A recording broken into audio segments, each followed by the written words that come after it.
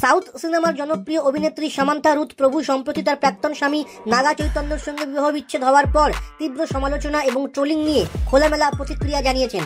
Samantha এক সাক্ষাৎকারে বলেছেন, যারা তার ব্যক্তিগত জীবন নিয়ে তাকে টার্গেট করেছেন তাদের জন্য তার স্পষ্ট জবাব রয়েছে।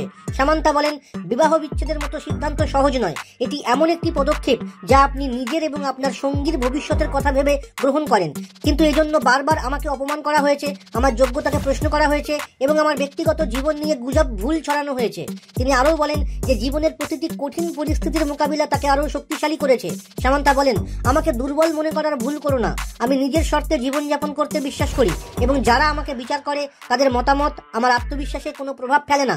সামান্থা বলেছেন, তিনি তার সিনেমা এবং সামাজিক কাজের মাধ্যমে সমাজে ইতিবাচক পরিবর্তন আনার চেষ্টা করছেন।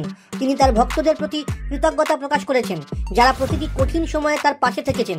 সামান্থার এই বক্তব্য প্রমাণ করে যে তিনি নিজের শর্তে জীবনযাপন করা একজন শক্তিশালী নারী, যিনি সমালোচনার মাঝেও এগিয়ে যাওয়ার সাহস রাখেন।